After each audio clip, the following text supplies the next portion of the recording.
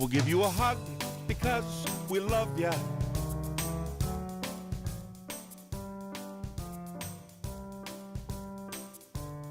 We are live here from CHCD TV, our Huggable Huddle. Our goal here is to bring on some dreamers and achievers. We have Jeff Alpaugh. Welcome, Jeff. Jeff, you're in the military in 2009, an infantry captain. You started your business about a year ago. That's your goal correct. here is kind of to grow into a full entrepreneurship role. What else were you involved in the military, your highlights? My career highlights would definitely been getting to complete the United States Army Ranger course and getting the coveted Ranger tab and being a Canadian Advanced Reconnaissance Patrolman. Those definitely my favorite things that I've done in the Army. So what inspired you to, you have two stories, so what inspired you to, I guess, get into the Army, and then what inspired you to start the process of moving into entrepreneurship role? All right, so a lot of people think that, because I have a custom clothing company and, we're always wearing great shirts like the ones you're wearing and the one that I'm wearing today, that, I must come from a very, bourgeoisie family where, we know about clothing, from the old country or something like that, right? But that's not true. I'm a bit of a great Gatsby, right? I had to make it up a little bit. This is one of those like life moments that defines you. So I'm 19 years old and I was in business school and I was doing something that is a business co-op program. Okay, so you work one semester and you are studying for the other semester. So what happened was I had to go buy a suit so I could prep for these professional job interviews, and I was very excited to get this suit, okay, because I was a big James Bond, and I am a big James Bond fan. So I was like, I'm going to look like James Bond and be very cool, right, and that whole thing. So we go to the store. I'm not going to mention the store because it was a bad experience. We go to the store, and the guy's like, this is the suit for you, okay, you need this suit. And I'm like, obviously he's the subject matter expert. I'm going to take his word for it. So I put on this suit, I look in the mirror, and I'm like doing this, probably doing like a duck face or something. And I'm going to tell you, I did not look like James Bond. Like, I didn't know what I looked like, but I was like, man, I thought I was going to look cool, right? But I did not look cool. And I was like painfully aware of that, but not like hyper aware of why, okay? But anyways, I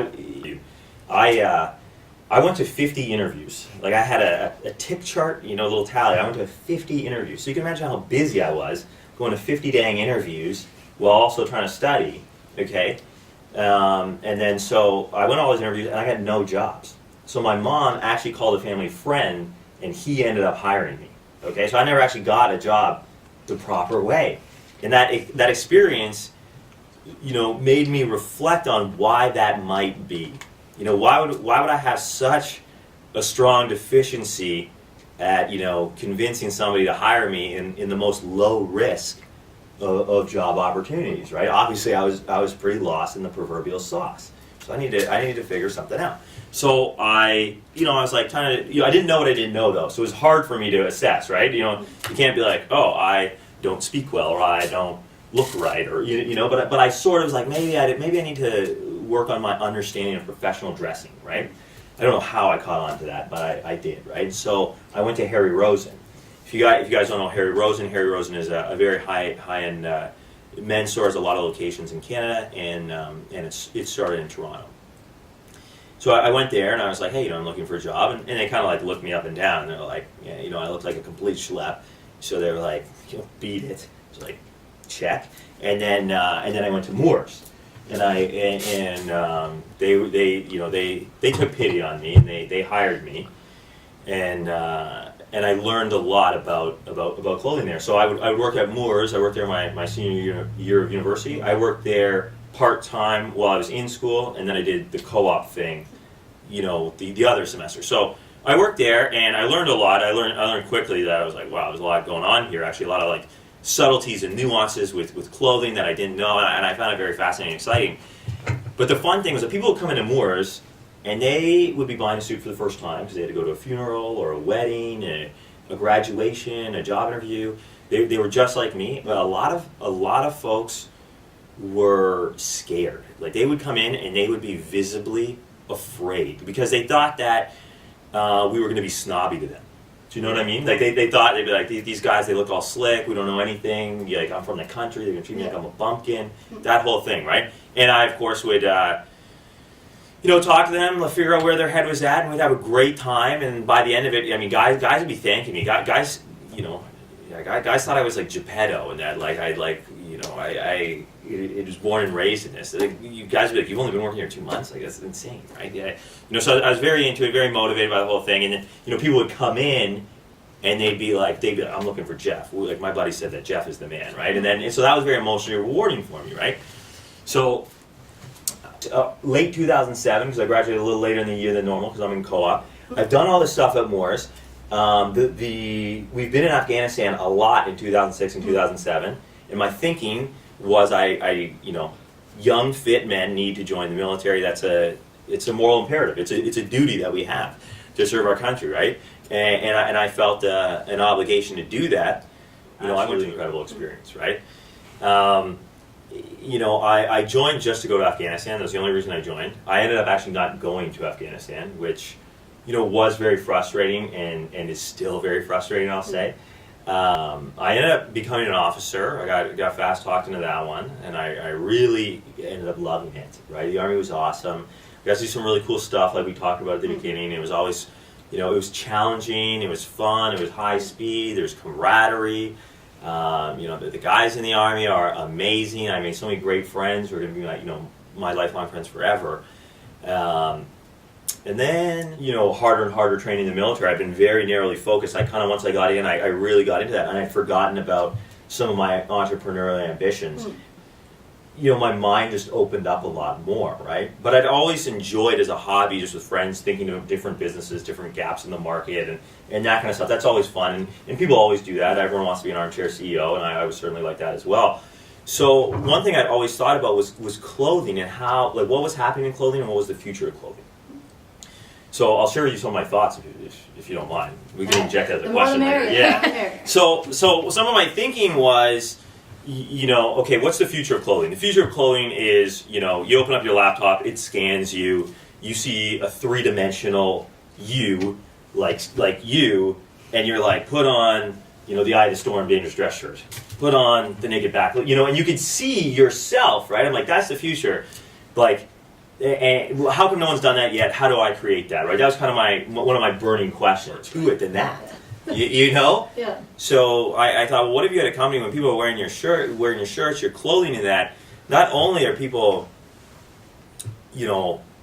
loving it and into it, but they're like, yeah, like check out this video, like the guy behind it's insane or whatever. They make it fun, make it more of a club, right?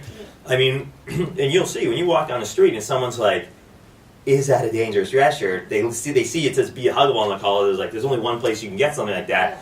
They're gonna know, and then they're gonna tell you what the shirts they got, and you're gonna have a connection, Yeah, and I'm gonna tell you something, Yeah, in 5-10 minutes you're gonna be in rapport. We were at a bus stop. Emily and I were at a bus stop, and it's probably 200 people there. It was like a Greyhound bus stop, but in Vietnam.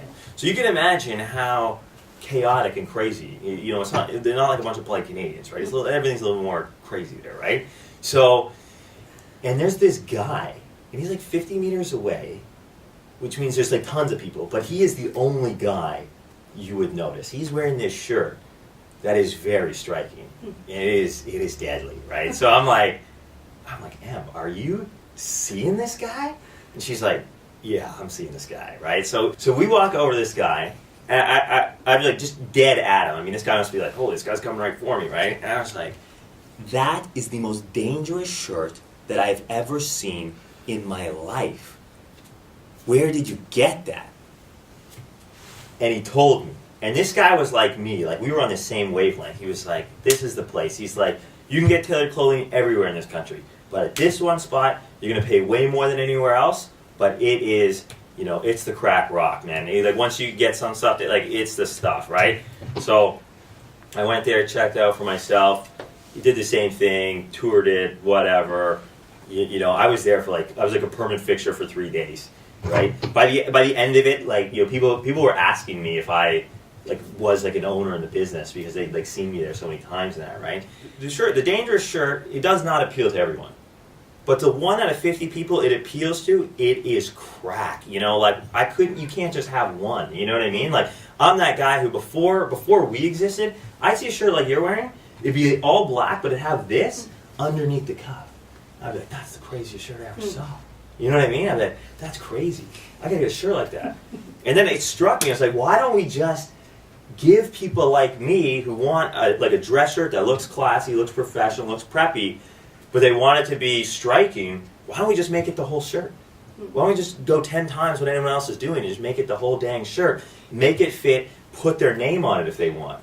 Permission to be cool. Do you know what I mean? Like most people are not going to be trendsetters. They need a guy to be like, this is cool, it's okay to be cool, and if people don't like it, you know, they can whatever themselves, right? To me, that's what I've noticed most people need, right?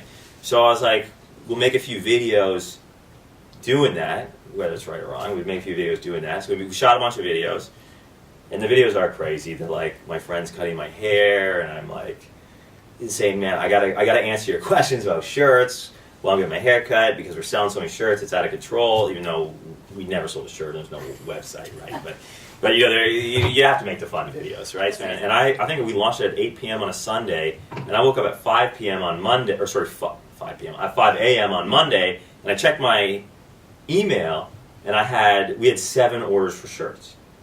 And that's like to me, I was like, wow, because we hadn't even made the part of the website where you could pay. Like, you can actually buy a shirt, because I don't even know how to make that part yet. And it was like, you know, I was pretty tired from, like, working on this, like, you know, all night and weekend and stuff. So I was like, I'll figure that part out next week, right? So people were, like, writing me emails like, this is my shirt, this is what I want, how can I pay you? And I was like, you know, and one of the guys I didn't know from a hole in the ground, he lived in Africa. I was like, oh, man, God.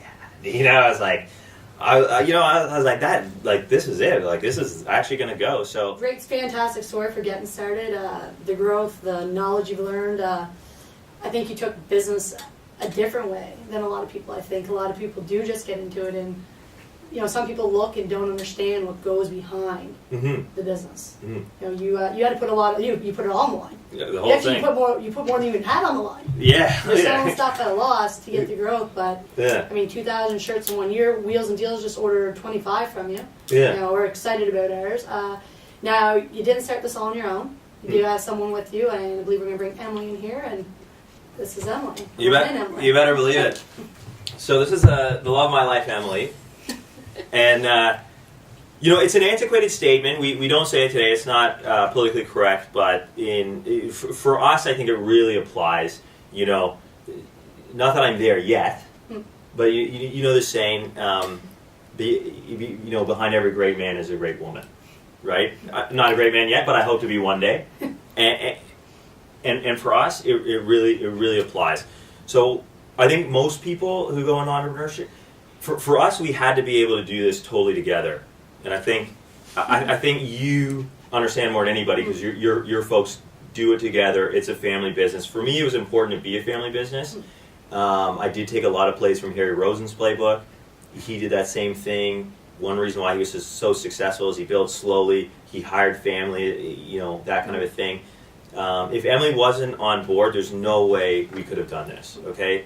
I like talking about clothing, and I know a lot about clothing.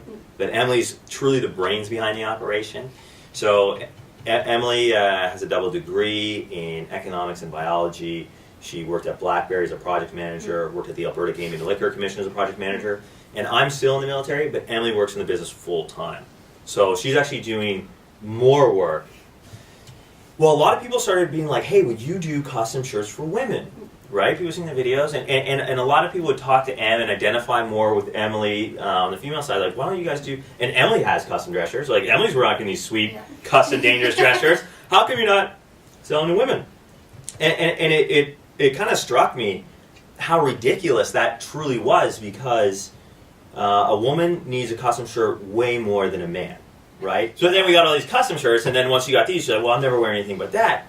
And it really hit me as like, you know, women, they need dress shirts that make them look preppy but feminine, right? And that's a huge issue, because women can't, like, women are trying to wear dress shirts, but they look way too boxy. Then they feel uncomfortable. They're in a professional setting, or they're wearing these dress shirts that are sort of dress shirts, but they're just not right, so they feel physically uncomfortable. And I already knew how to do it, so I actually knew all the ways to measure a female and everything. So we take 19 measurements for a man. We're very custom. We're very different than made to measure, which you can go to my website and find a video, and I'll explain that to you. Okay, that's a whole other thing. All right, and we take 23 measurements for a female, right? And it needs a woman needs a dress shirt that fits properly more than a man, and 2, women are inherently way more dangerous. That's just what it is. You know what I mean? I mean, I'm going to totally agree on this note. I came in today. I'm wearing my shirt right here, my dangerous Huddle shirt, though. Truthfully, was like I said, we had the conversation. I was a little nervous. Some of the men's stuff is, it's real dangerous. I'm thinking, I'm a business professional running a business. Still want to look professional. I came down. I have 4 fantastic business shirts. I have this one here. To me, it's exciting. It's something new when I wear it. I got a nice kind of flat black with some red in it, so I still got some style.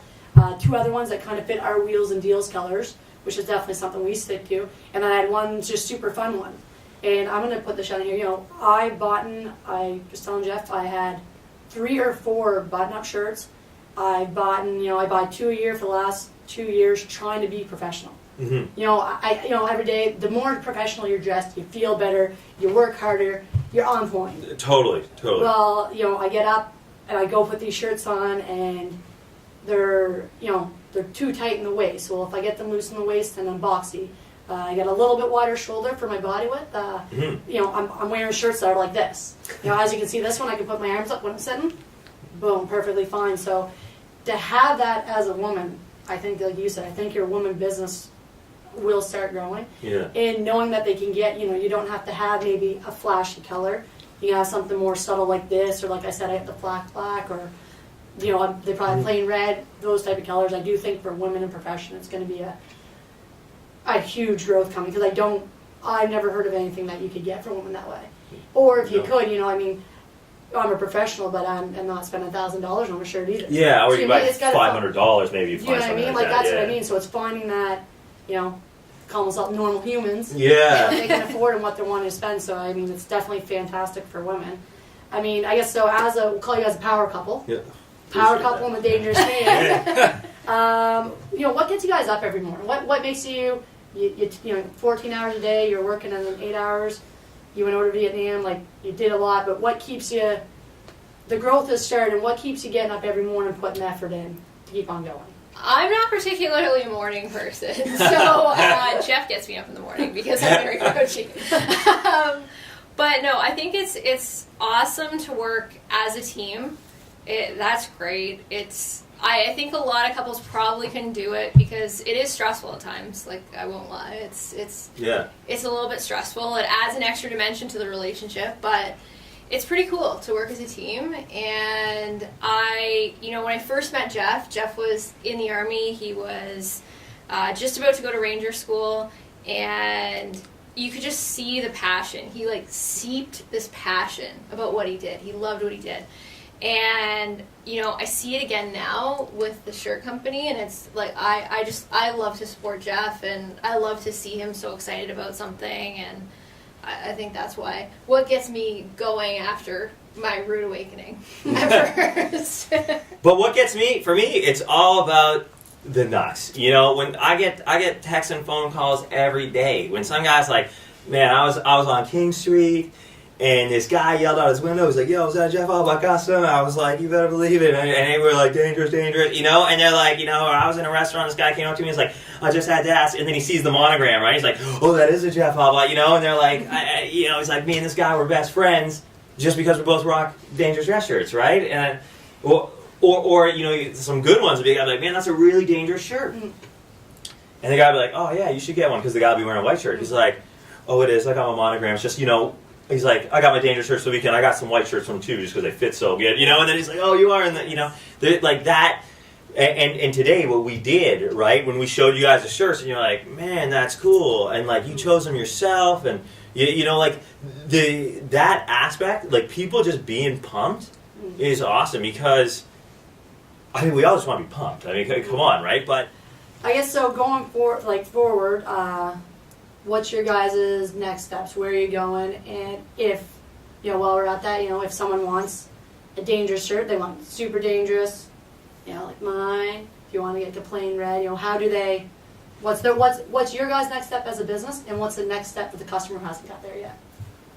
Do you want to start on the next steps part? Yeah, sure. So Okay. I think the next steps for the business is, Jeff's only one man. He can only meet with so many people in a day and do the thing. So what we want to do is move forward and do our very best. It's never going to be perfect, but to emulate the in-person experience with our online experience. Yeah, I think the future looks like this, like real broad brush. We've got some pretty great technology that, and we show it on our website. Right now, we're designing an app on your phone so that on your phone you can design your own shirts, right? So you can be like, I want black on the front, red on the back, silver on the arms, whatever, right? And you design yourself. But we also have a scanner, a three-dimensional body scanner that actually exists. It exists in Vietnam, and we're gonna bring it here to Canada. And it's about the size of a closet, and it scans your entire body.